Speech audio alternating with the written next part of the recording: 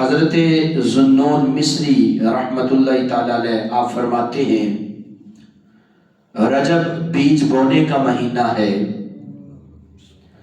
شعبان اس کو پانی دینے کا مہینہ ہے، اور رمضان فصل کاٹنے کا مہینہ ہے۔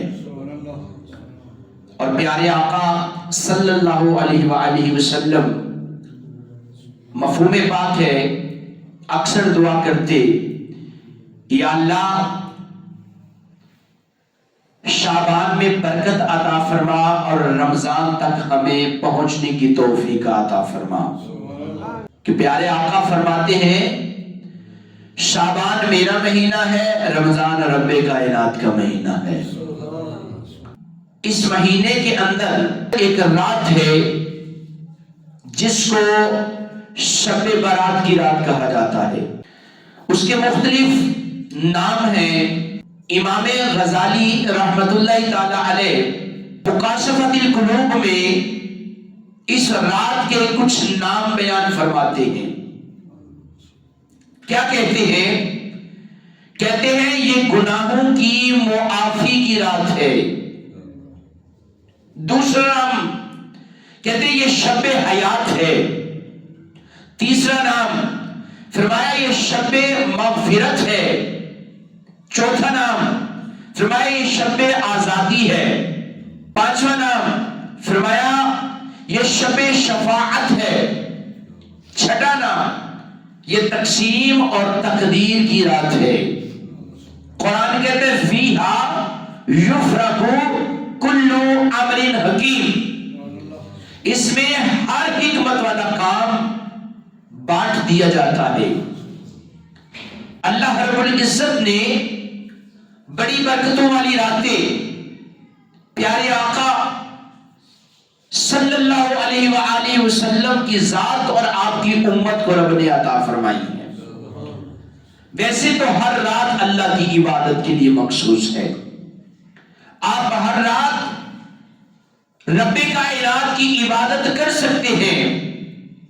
نوافل کی کثرت، ذکر و اذکار، نبی کی ذات پر درود پاک، ذکر، ورد، وظائف جو کرنا چاہیں آپ رات کے جس پہر اٹھتے ہیں اٹھتے ہی اللہ رب العزت کا ذکر کریں، پیارے آقا صلی اللہ علیہ وآلہ وسلم کی ذات پاک پر درود پاک پڑھیں، دیگر ورد وظائف کریں، کسی قسم کی کوئی پابندی نہیں ہے، بلکہ رب کائنات نے جس کو یہ توفیق بخش دی وہ تو کمال ہے۔ میرے نبی رحمت صلی اللہ علیہ وآلہ وسلم ساری رات عبادت فرماتے، یہاں تک کہ آپ کے پاؤں مبارک میں ورم آ جاتے۔ خالق کائنات نے فرمایا یا ایھا المزمل قم اللیل الا قلیلا نصفہ او انقص منہ قلیلا، فرمایا اے مزمل کی چادر والے، اے سونے محبوب، ساری رات نہ جگا کر، کچھ رات آرام کر لیا کر، کچھ رات جاگ لیا کر، میری عبادت کر لیا کر۔ اما عائشہ صدیقہ رضی اللہ تعالی عنہ نبی پاک صلی اللہ علیہ وآلہ وسلم کو آپ پوچھتی ہیں یا رسول اللہ، اللہ نے تو آپ کو گناہوں سے اور عیبوں سے پاک پیدا فرمایا ہے، پھر یہ ساری رات آپ عبادات کرتے رہتے ہیں، حتیٰ کہ آپ کے پاؤں مبارک میں ورم آ جاتے ہیں۔ تو پیارے آقا نے بڑے خوبصورت جملے ارشاد فرمائے۔ میرے آقا نے فرمایا افلا اکون عبدا شکورا، اے عائشہ کیا میں اللہ کا شکر گزار بندہ نہ بنوں جس نے اپنی اتنی نعمتوں سے مجھے نواز دیا ہے۔ سوچیں وہ پیارے محبوب علیہ السلام کہ جو رات جاگتے ہیں، عبادات کرتے ہیں، خالق کائنات کی بارگاہ اقدس میں راز و نیاز کی باتیں کرتے ہیں، اس کو خالق خود فرما رہا ہے سونیا ادھی رات جاگ لیا کر، ادھی رات سو لیا کر، ادھی رات عبادت کر لیا کر، ساری رات نہ جاگا کر، میں نے تمہیں اس لیے نہیں بھیجا کہ تم مشقت میں پڑ جاؤ۔ پیارے محبوب علیہ السلام آپ کچھ دیر آرام بھی فرما لیا کریں. تو رب کائنات کے محبوب علیہ السلام اپنی امت کو یہ درس دینا چاہتے ہیں. لوگوں یاد رکھنا خالق نے انسان کو پیدا فرمایا ہے. اب بندہ قابل وہی ہے جو خالق کائنات کی عبادت کرتا رہے اور اس کی بندگی میں اپنی زندگی گزارے. پتہ چلا کہ حضور علیہ السلام عبادات میں اپنا وقت گزارا کرتے تھے. تو میں نے پہلے عرض کیا امام غزالی مکاشفۃ القلوب میں اس رات کے کچھ نام بیان کرتے ہیں. شب کا معنی کیا ہے؟ رات. برات کا معنی کیا ہے؟ نجات دینے والی. تو شب برات یعنی نجات دلانے والی رات جو اللہ رب العزت نے اپنے پیارے محبوب کو عطا فرمائی، جو خالقی کائنات نے اپنے پیارے محبوب کے امتیوں کو عطا فرمائی. مزید علماء کرام فرماتے ہیں اس کے کچھ نام اور بھی ہیں. کیا ہے؟ فرمایا پہلا اس کا نام یہ ہے کہ یہ لیلۃ المبارکہ ہے. فرمایا دوسرا نام اس کا یہ ہے یہ لیلۃ البرات ہے. فرمایا تیسرا نام اس کا یہ ہے لیلۃ الصق ہے. اور چوتھا نام فرماتے ہیں یہ لیلۃ الرحمہ ہے. مطلب یہ ہے یہ مبارک والی رات ہے. فرمایا یہ برات یعنی نجات دلانے والی رات ہے. فرمایا یہ صق یعنی پروانہ دلانے والی رات ہے. اور فرمایا یہ رب کائنات کی رحمت کو حاصل کرنے والی رات ہے. ویسے تو خالق کائنات ہر رات اپنے بندوں سے مخاطب ہو کہتا ہے آؤ تو صحیح جو مانگنا ہے مانگ لو. پچھلے پہر آؤ میری بارگاہ میں التجا کرو تمنا کرو کیا چاہتے ہو. لیکن اللہ رب العزت نے کچھ مخصوص ایام کچھ مخصوص راتیں اپنے محبوب کی امت کو عطا فرمائی ہیں. یہ بات یاد رکھنا ہر روز اللہ رحمت کے دروازے کھولتا ہے. ہر رات خالق کائنات اپنے رحمت کے دروازوں کو کھولتا ہے. لیکن شب برات کی رات کو اللہ رب العزت 300 رحمت کے دروازوں کو کھول دیا فرماتا ہے. اب ہم نے اس کو الٹے کاموں میں نہیں گزارنا. یہ آنے والی ہے. یہ شعبان کے دن 14واں اور رات 15ویں ہوتی ہے. اللہ رب العزت نے اسے بڑا مبارک نام دیا ہے. اور پھر خالقی کائنات کے پیارے محبوب علیہ السلام کی حدیث پاک ہے مفہوم پاک ہے کہ پیارے آقا فرماتے ہیں بے شک اللہ رب العزت شعبان کی 15ویں رات اپنی شایان شان آسمان دنیا پر تجلی کرتا ہے اور پھر بنی کلب کے بکریوں کے برابر خالق کائنات گناہگاروں کی بخشش فرما کر ان کو جنت عطا فرما دیتا ہے. تو سامعین و حاضرین اس میں ہمیں کچھ عمل کرنے ہیں. وہ کیا ہے؟ اس میں اللہ کا ذکر کثرت سے کیا جائے. رب کائنات کو راضی کرنے کی کوشش کی جائے. اللہ رب العزت کی بارگاہ ربوبیت میں اپنے گناہوں کی معافی طلب کی جائے. کیوں؟ اس لیے جب یہ رات آتی ہے تو روایات میں آتا ہے کہ اللہ رب العزت اپنی شایان شان آسمان دنیا پر آ کر آوازیں دیتا ہے کوئی رزق مانگنے والا میں اس کو رزق عطا کر دیتا ہوں. ہے کوئی اپنے گناہوں کی بخشش مانگنے والا میں اس کے گناہوں کو معاف کر دیتا ہوں. ہے کوئی بندہ مصیبت زدہ میں اس کی مصیبت کو دور کر دیتا ہوں. اور یہ سلسلہ رب کائنات کی رحمتوں اور آوازوں کا یہ طلوع فجر تک چلتا رہتا ہے. حضرت ابو بکر واسطی رحمت اللہ تعالی علیہ فرماتے 3 کاموں میں جلدی کرو. کہا حضور وہ 3 کام کون سے ہیں؟ کہا سب سے پہلا کام یہ ہے کہ جب فرض نماز کا وقت ہو جائے سارے کام چھوڑو پہلے رب کی بندگی ادا کرو اس نماز کو ادا کرو. پھر فرمایا جو دوسرا کام ہے کوئی فوت ہو جائے تو اس کی تدفین کرنے میں جلدی کرو، دفن کرنے میں۔ اور جو تیسری بات آپ فرماتے ہیں ابو بکر واسطی رحمت اللہ تعالی علیہ، آپ فرماتے ہیں کہ تیسرا کام جس میں جلدی مسلمان کو اور انسان کو کرنی چاہیے وہ یہ ہے کہ چونکہ انسان خطا کا پتلا ہے، غلطی ہو جاتی ہے، گناہ سرزد ہو جاتا ہے، اگر گناہ ہو جائے تو فوراً رب کائنات کی بارگاہ میں توبہ کرتا چلا جائے۔ اور علماء کرام مفسرین حضرات نے اس توبہ کی کچھ شرائط بیان فرمائی ہیں۔ فرمایا پہلی شرط یہ ہے کہ تو نے جب توبہ کرنے لگنی ہے، توبۃ النصوح کا ذکر ہے، اللہ کی بارگاہ میں ایسی توبہ کرے جس کو توبۃ النصوح کہا گیا ہے، جیسے اللہ نے اس کا حق تم پر عطا فرمایا ہے، اس توبہ کو کرو۔ وہ توبہ کیسے ہونی چاہیے کہ اللہ کی بارگاہ میں جب تم توبہ کرو تو دوبارہ اس گناہ میں نہیں لوٹنا۔ اس کے لیے کچھ علماء نے شرطیں بیان فرمائی ہیں۔ پہلی شرط علماء کرام فرماتے ہیں کہ تو نے اپنے گناہ کا اعتراف کرنا ہے رب کی بارگاہ میں، اعتراف جرم کرے۔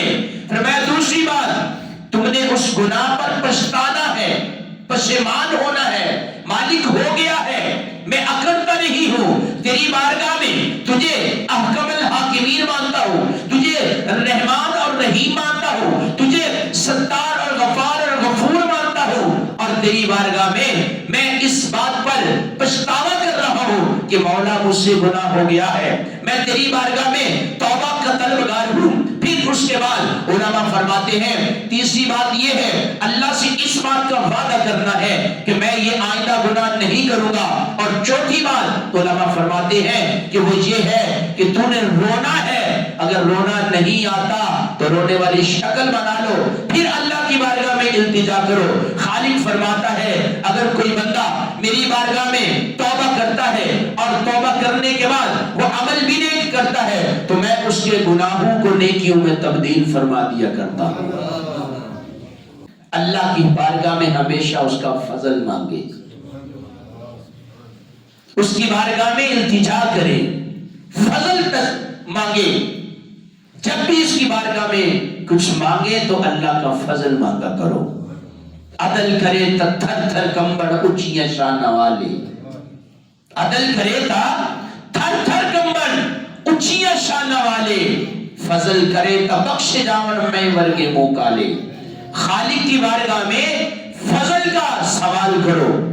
خالق کی کائنات فرماتا ہے آؤ تو صحیح، جب کوئی بندہ مجھے ایک بار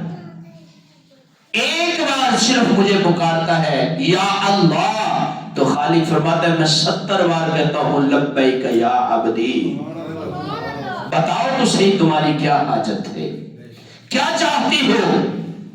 یاد رکھیے اللہ تو بندے کو بخشنے کے بہانے ڈھونڈتا ہے،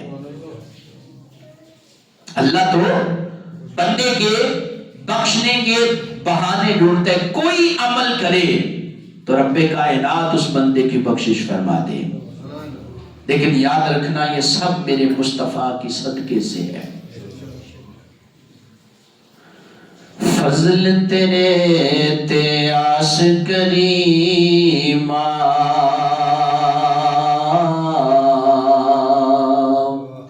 تے ہور امید نہ کائی، صدقہ پاک نبی سیدہ، ارے بخش خطا جو ہوئی،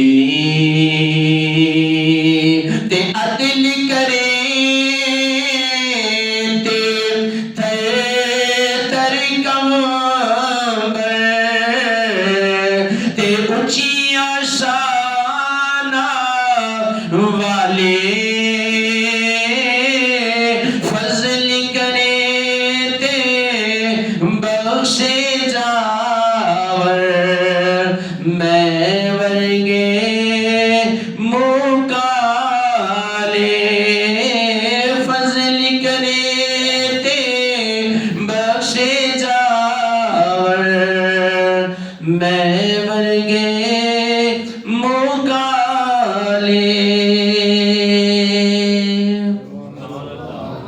سامعین و حاضرین مانگے تو صحیح نا یار، مانگنے کا طریقہ بھی تو آنا چاہیے نا. اب بندہ مانگتا ہی نہیں ہے. علامہ اقبال نے بڑے خوبصورت جملے بولے تھے. علامہ اقبال کہتے ہیں ہم تو مائل بکرم ہیں، اللہ کی طرف سے بندے کو کہہ رہے ہیں ہم تو مائل بکرم ہیں، کوئی سائل ہی نہیں، راہ دکھلائیں جسے راہ رو منزل ہی نہیں. یعنی اللہ کی طرف سے بندے کو جواب دیتے ہوئے علامہ اقبال رحمت اللہ تعالی علیہ فرماتے ہیں ارے خالق تو کہتا ہے بھئی سوال تو کرو نا، اب سوال ہی نہیں کرے تو عطا کس کو کروں میں؟ بھئی آپ ہاتھ پھیلائیں گے تو رب عطا کرے گا نا، بھئی آپ مانگیں گے تو خالق عطا کرے گا نا. جب مانگنا ہی نہیں ہے تو ملے گا کیسے؟ اللہ کی رحمت تو جوش میں روزانہ آتی ہے، رب کائنات کی رحمت جوش میں ہوتی ہے، لیکن خاص دنوں میں اللہ رب العزت صرف بہانے ڈھونڈ رہا ہوتا ہے. حضرت بشر حافی رحمت اللہ تعالی علیہ بزرگوں میں سے کامل بزرگ گزرے ہیں. واقعہ ذہن میں آ گیا، بشر حافی رحمت اللہ تعالی عنہ شراب پیا کرتے تھے، دھت ہمیشہ دھت رہتے. میں نے کہا اللہ کی رحمت بہانہ ڈھونڈتی ہے بندے کو بخشنے کا. بشر حافی رحمت اللہ تعالی دھت رہتے. ایک دن نا نشے کے عالم میں چل رہے تھے، چلتے چلتے ایک رستے میں آپ نے دیکھا کہ ایک ٹکڑا پڑا ہے کاغذ کا. تو آپ نے جب اس کو اٹھایا نا تو اس پہ بسم اللہ شریف لکھی ہوئی تھی.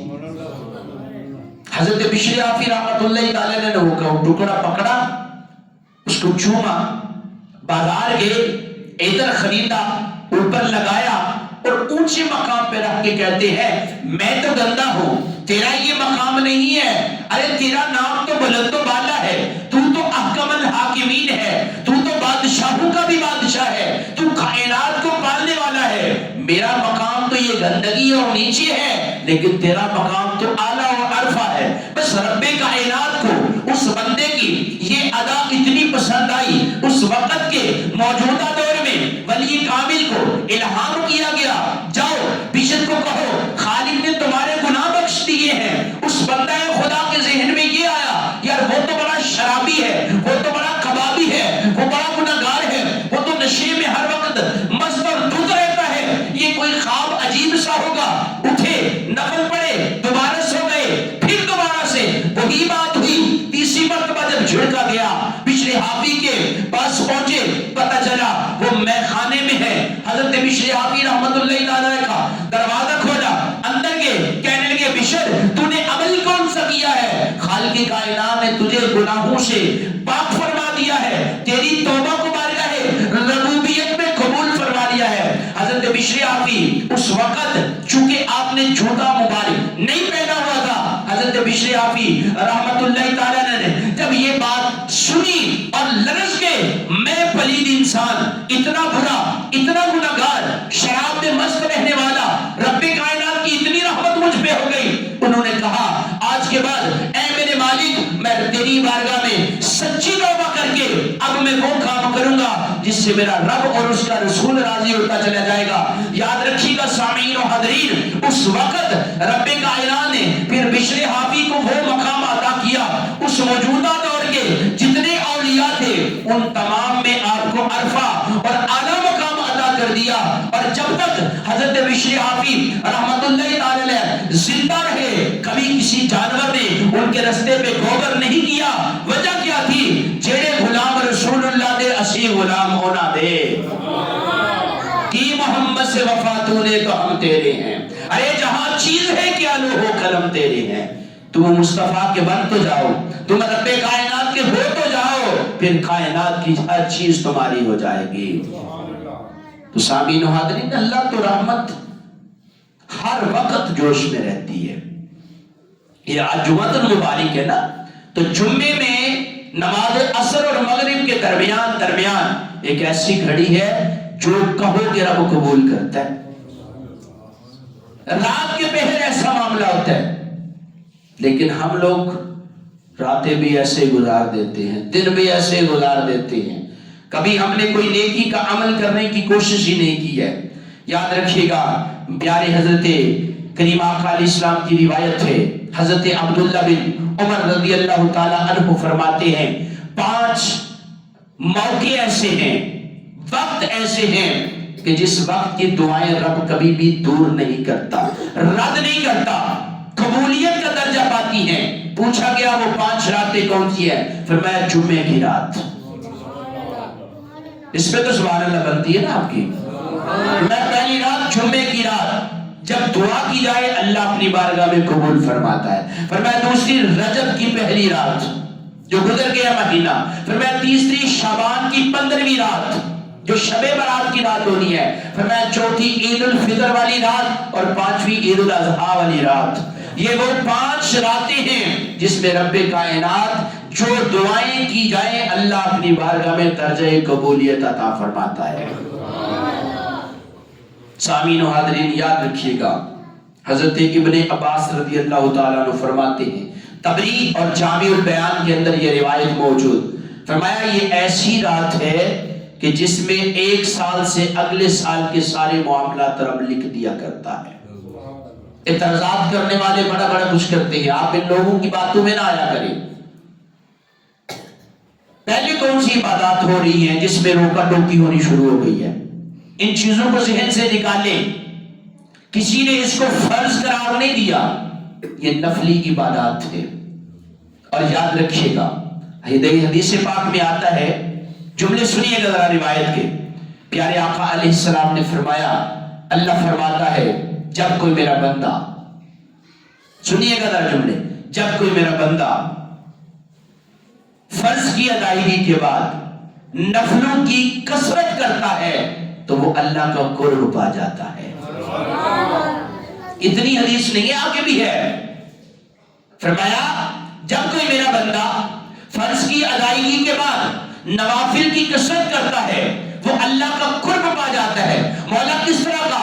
فرمایا وہ قرب اتنا پاتا ہے کہ اب جب وہ بات کرتا ہے تو اس کا بولنا رب کی مرضی کے مطابق ہوتا ہے، اس کا چلنا اللہ کی مرضی کے مطابق ہوتا ہے، اس کا پکڑنا اللہ کی مرضی کے مطابق ہوتا ہے، اس کا سننا اللہ کی مرضی کے مطابق ہوتا ہے، اس کا بیٹھنا اللہ کی مرضی کے مطابق ہوتا ہے۔ مطلب یہ ہے، روایت میں اس طرح کی جملے آتے ہیں، اللہ فرماتا ہے جب کوئی بندہ، خالق کائنات فرماتا ہے جب کوئی بندہ فرض کی ادائیگی کے بعد نفلوں کی کثرت کرتا ہے تو اللہ فرماتا ہے میں اس کے ہاتھ بن جاتا ہوں جس سے وہ پکڑتا ہے، میں اس کی زبان بن جاتا ہوں جس سے وہ بولتا ہے، میں اس کے کان بن جاتا ہوں جس سے وہ سنتا ہے، میں اس کے پاؤں بن جاتا ہوں جس سے وہ چلتا ہے، حتیٰ کہ وہ بندہ مجھے اتنا عزیز ہوتا ہے کہ اگر وہ پہاڑ پر بھی سبزہ اگانے کو کہے تو اللہ کہتا ہے میں موڑتا نہیں ہوں۔ خالق کائنات فرماتا ہے میں اس بندے کی بات کو مان لیا کرتا ہوں۔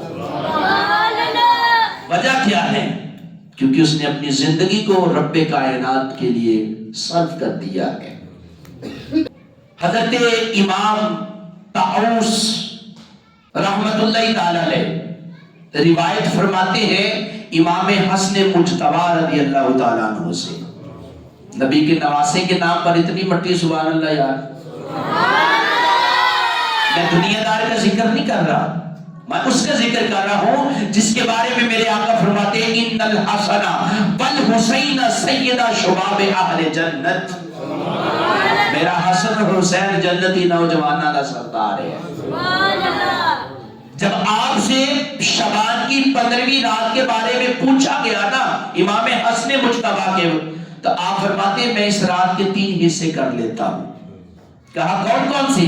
فرمایا پہلا حصہ میں اپنے نانا پہ درود و سلام پڑھتا ہوں، فرمایا دوسرا حصہ میں استغفار کیا کرتا ہوں، اور فرمایا تیسرا حصہ میں نماز کے اندر مخصوص کر لیتا ہوں۔ تو آپ سے عرض کیا گیا اگر اس عمل پر کوئی اور عمل کرے تو پھر، فرمایا بس اگر کوئی ایسا عمل کرے گا تو خالق کائنات اسے اپنے مقربین بندوں میں لکھ لیا کرتا ہے۔ مقربین سمجھتے ہو؟ اللہ کا قرب پانے والے، اللہ کی قریب ہونے والے، اللہ کی رحمت میں آنے والے۔ اور قرآن ایک جملے بولتا ہے، قرآن کہتا ہے یا ایھا الانسان، اے انسان، ما غرک بربک الکریم، تجھے تیرے رب سے کس بات نے دور کیا ہوا ہے؟ تو کیوں نہیں آتا اس بارگاہ میں؟ ایمانداری سے بتائیے یار، یہ دنیا کا ایک سادہ سا اصول ہے. دنیا کے کسی چودھری یا کسی بندے سے بندہ کچھ کھائے پیے نا تو کوشش کرتا ہے یار یہ ہر حکم منیا جائے، میں یہ کھانا مانا، اس بندے کا نمک کھاتا ہے یار، یہ نمک حرام ہی نہیں کرنی. تو آپ مجھے بتائیں ساری زندگی کھا کس کا رہے ہیں؟ بولنے تو صحیح یار، رب کا نہیں کھا رہے تو پھر اس کی بارگاہ میں کیوں نہیں جھکتے؟ اللہ کی بارگاہ میں کیوں نہیں گراتے؟ ارے وہ کون خالق کائنات ہے؟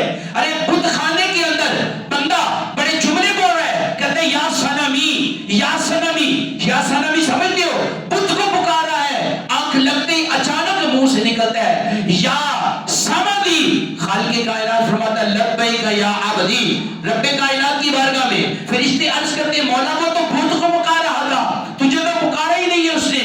اس کی اچانک غلطی سے منہ سے یا سمدی کے لفظ نکل آئے. اللہ فرماتا ہے وہ پکار تو صنم یعنی بت کو رہا تھا، اچانک غلطی سے سمد نکل آیا. اگر میں بھی جواب نہیں دوں گا تو بت میں اور مجھ میں کیا فرق رہ جائے گا؟ ارے یہی تو دیکھنا چاہتا ہوں کہ خالق کائنات کی بارگاہ میں اگر کوئی بندہ پکارتا ہے اس کے پکارنے کی چیز نہیں دیکھتا وہ کر کیا رہا ہے، میں دیکھتا ہوں اس کے منہ سے لفظ کیا نکلے ہیں. اس نے سمادی کہا، میں نے لبیک یا عبدی کہہ دیا ہے. سوچے تو صحیح یار، خالق کائنات تو بس بہانے ڈھونڈ رہے ہیں، کون ہے جو آئے میں اس کو عطا کر دیتا ہوں. اللہ کی رحمت جوش میں، اللہ کی رحمت جوش میں ہوتی ہے. پچھلی راتی رحمت رب دی کرے بلند آوازہ، بخشش منگن والے ہو آ جاؤ کھلا یہ دروازہ. آؤ تو صحیح نا. لیکن سامعین و حاضرین بڑی اس میں باتیں ہیں. چند ایسے لوگ بھی ہیں جن کی اللہ رب العزت اس رات میں بھی بخشش نہیں فرماتا. کتنے بدبخت ہوں گے. اللہ رب العزت اس رات میں بھی بخشش نہیں فرماتا. چند کا ذکر کرتا. سب سے پہلا وہ شخص جو شرک کرنے والا ہے، اللہ اس کی بخشش نہیں کرتا. دوسرا وہ شخص جو قطع رحمی کرنے والا یعنی اپنے رشتہ داروں سے تعلق توڑنے والا ہے. تیسرا وہ شخص جو بغض رکھنے والا ہے. بغض کس بات کا؟ صرف اپنی وجہ سے، یعنی اپنی کسی کام کی وجہ سے کسی سے نفرت کرتا ہو. اس نے میرا فلاں کام نہیں کیا تو لہذا میں اس سے نفرت کرتا ہوں. اور پھر اس کے بعد فرمایا تکبر کے ساتھ کپڑے کو لٹکانے والا. پھر اس کے بعد فرمایا والدین کا نافرمان. پھر اس کے بعد فرمایا شراب پینے کا جو عادی ہو چکا ہے اس بندے کی بھی بخشش نہیں ہوتی. پھر فرمایا چغل خور. اور پھر فرمایا بدکاری پر اصرار کرنے والا، یعنی بار بار وہ بدکاری کرتا ہے، بار بار اس گناہ کو کرتا ہے. ان تمام لوگوں کے علاوہ شرک بھی نہ کیا ہو، صرف اللہ کی رحمت لیتے ہوئے اگر خالق کی بارگاہ میں کوئی عرض کرتا ہے تو خالق کائنات اس کی بخشش فرما دیا کرتا ہے.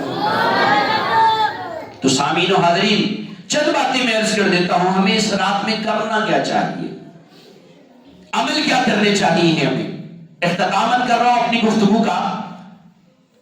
کیا عمل کرنے چاہیے؟ سب سے پہلا جو عمل ہے اس رات میں وہ یہ کرنا چاہیے کہ ہمیں عشاء کی نماز با جماعت ادا کرنی چاہیے. مشکل کام ہے نا، اس واسطے سبحان اللہ تو کاٹیاں ہوئی نا دیتے. عشاء کی جماعت سے نماز پڑھنی ہے، پھر فجر کی جماعت سے نماز پڑھنی ہے. یہ نہیں ہے ساری رات اللہ اللہ کرتے رہے تو جناب صبح فجر کی نماز چلی گئی. کیا فائدہ ہے اسی عبادت کا؟ جو بندہ عشاء کی نماز کو جماعت سے ادا کرے پھر باوضو ہو کر سو جائے ورد وظائف کرتے ہوئے، صبح اٹھ کے فجر کی نماز کو با جماعت ادا کرے، خالق کائنات ساری رات اس کی عبادت میں لکھ دیا کرتا ہے. دوسرا عمل کیا کرنا ہے اس رات میں؟ جتنا ہو سکتا ہے مصطفیٰ کی ذات پہ درود و سلام پڑھیں. تیسرا، میں جلدی جلدی عمل بتا رہا ہوں. تیسرا عمل آپ یہ کہیں کہ آپ نے وہ عمل اختیار کرنے ہیں جس سے اللہ کی رحمت حاصل ہوتی ہے. اس میں کتنے ہیں؟ کافی ہیں. جیسے تقوی، اپنے گناہوں پر معافی مانگنا، تقوی اختیار کرنا، گناہوں پر معافی مانگنا، قرآن پاک کو پڑھنا اور رب کی بارگاہ میں دعا کرنا. یہ وہ تمام چیزیں ہیں جس سے رب کائنات کی رحمت بندے کو رب عطا فرما دیا کرتا ہے۔ اس کے بعد اگلا عمل کیا کرے؟ حقوق العباد کی ادائیگی کرے۔ سامعین و حاضرین یاد رکھیے گا، جب تک جس بندے کا حق مارا ہونا وہ معاف نہ کرے تو حقوق العباد معاف نہیں ہوتے۔ ہم کہتے ہیں، ویسے ایک جملہ ہمارے معاشرے میں بول، اللہ اپنا حق معاف کر دیتا ہے، بندہ نہیں کرتا، تو بندے کی کون سی ہم ادا کر رہے ہیں؟ حق تو وہ بھی ہم ادا نہیں کرتے۔ یہ بھی پتہ ہے کہ بندہ معاف نہیں کرتا، پھر بھی ہم ادا نہیں کریں، اس میں بڑے ہوتے ہیں حقوق، تو ان حقوق کو ادائی کریں۔ اور اگر کسی کا حق مار چکے ہیں تو جا کر اس سے معافی مانگے، اس سے معاف کروائیں یا اس کا حق ادا کرے، ورنہ یاد رکھیے گا خالق کائنات اس کی پوچھ کرے گا۔ اس کے بعد اگلا عمل کیا کرنا ہے؟ معافی مانگے، اللہ کی بارگاہ میں بھی، اور کسی کے ساتھ زیادتی کی ہے تو ان لوگوں سے بھی معافی مانگے۔ اور پھر اس کے بعد مستحب امور یہ ہوتے ہیں، یعنی جس کو کر لے تو ثواب ہے، نہ کرے تو گناہ کوئی نہیں۔ کوشش کریں کہ شب برات کی رات کو قبرستان کا چکر لگے، دعا کیا کرے جا کر ان کے لیے، کھانے کا انتظام کرے اپنے گھر والوں کے لیے، میں نہیں کہتا لوگوں کے لیے آپ کرے، بے شک اپنے گھر والوں کے اچھا اہتمام کرے۔ اس کے بعد آپ کیا کریں؟ پھر سب سے بڑی بات، آپ کوشش کریں نمازوں کی کثرت کرنے کی بجائے نا نفل نماز کی کثرت کی، آپ اپنی قضا نمازوں کو ادا کر لیں۔ اور آخر میں اگر آپ نے کوئی عمل کرنا ہے تو کوشش کریں نماز تسبیح ادا کی جائے۔ یہ عمل کرتے ہوئے اور لا الہ کا ذکر کرتے ہوئے، اور ذہن میں رکھیے گا یہ تمام چیزیں اپنی زبان، کیونکہ میرے آقا کی بارگاہ میں جب عرض کیا گیا یا رسول اللہ مجھے کوئی ایسا عمل فرمائے جس سے میری زبان ہمیشہ منہمک رہے، مصروف رہے، تو میرے آقا نے فرمایا تجھے چاہیے کہ تیری زبان ہمیشہ اللہ کے ذکر سے تر رہنی چاہیے۔ اور اللہ کے نیک بندوں کی نشانیوں میں سے ایک نشانی یہ بیان فرمائی ہے کہ وہ تجارت اور کاروبار کرتے ہوئے بھی ان کا دل اللہ کے ذکر سے غافل نہیں ہوتا ہے۔ اور ان کی علامت میں سے ایک علامت یہ بھی ہے وَإِذَا تُلِيَتْ عَلَيْهِمْ آيَاتِهِ زَادَتْهُمْ ایمانا، جب ان کے سامنے قرآن کی تلاوت کی جاتی ہے تو ان کا ایمان اللہ کے فضل سے اور بڑھ جایا کرتا ہے۔ تو سامعین و حاضرین یاد رکھیے گا، اختتاماً جملے یہی ہیں کہ شب برات وہ شب ہے کہ رات بھر جس میں، آخری جملے ہیں، شب برات وہ شب ہے کہ رات بھر جس میں نوازشات کے دریا بہائے جاتے ہیں، نزول رحمت پروردگار ہوتا ہے، گناہگار بہشتوں میں لائے جاتے ہیں۔ اور پھر فرمایا غریب کتنے ہی پل میں امیر بنتے ہیں، غریب کتنے ہی پل میں امیر بنتے ہیں، ارے زر و گوہر کے خزانے لٹائے جاتے ہیں، نہ جانے کتنے ہی زندوں کا نام کٹتا ہے، نہ جانے کتنے ہی زندوں کا نام کٹتا ہے، نہالے زیست پتے گرائے جاتے ہیں۔ اور آخر میں جملہ یہ ہے غرض کے فیصلے جتنے بھی ہیں سبھی فیضان، غرض کے فیصلے جتنے بھی ہیں سبھی فیضان اس ایک شب میں جہاں کو سنائے جاتے ہیں۔